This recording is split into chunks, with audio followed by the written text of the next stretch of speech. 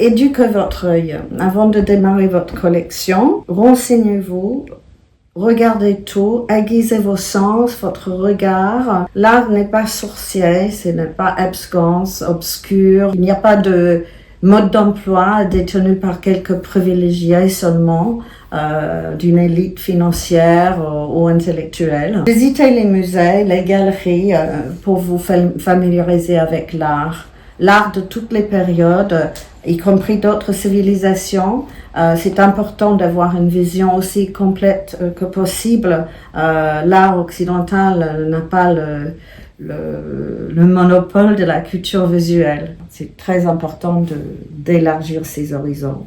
Et en France, on est particulièrement bien doté de musées.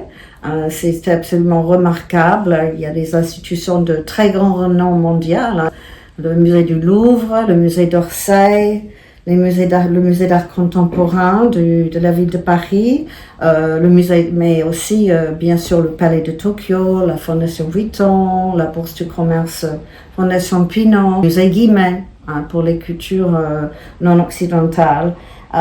Et puis en région, eh bien donc toutes les grandes villes et même dans les petites villes, il y a aussi des musées de très très grande qualité.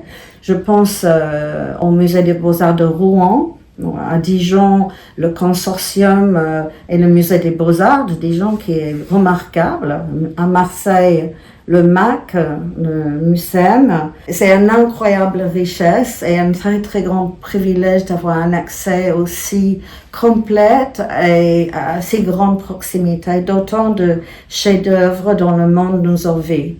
Ça serait dommage de s'en priver. Et bien sûr aussi comme un endroit pour se familiariser avec l'art là plutôt contemporain, il y a aussi les foires. Il y a un grand nombre de foires importantes en France et à l'étranger. Je pense tout particulièrement à Paris Plus, par Basel, qui rassemble près de 200 galeries de plus d'une trentaine de pays et qui aura lieu cette année 2024 dans le Grand Palais historique nouvellement restauré. Donc c'est une opportunité de faire une sorte de tour du monde de la création contemporaine. Bien sûr aussi les galeries. Il existe des galeries privées partout en France et dans le monde, mais Paris, il y en a en région des excellents, mais Paris particulièrement est vraiment une ville de galeries. Il y a des galeries de toutes les spécialités, art contemporain, art moderne, art ancien, art préhistorique et de toutes les cultures aussi non occidentales. Autant de spécialités que de périodes historiques et les galeristes, ce sont des passionnés. Donc, ils adorent parler de ce qu'ils font, de ce qu'ils représentent. N'hésitez pas à engager le dialogue avec eux. Ce sera des échanges très riches. Et surtout, gardez en tête que les galeries sont ouvertes à tous.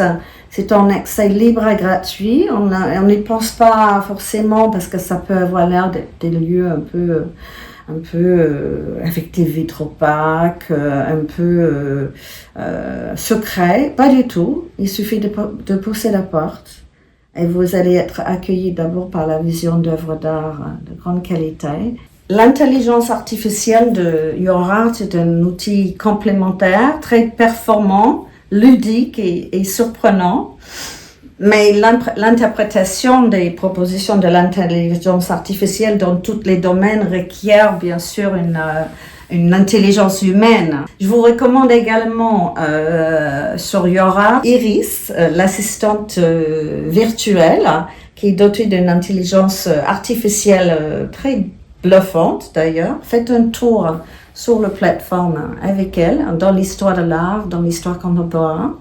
Elle va vous proposer une analyse de vos préférences, décrypter votre goût et vous présenter des pistes à explorer.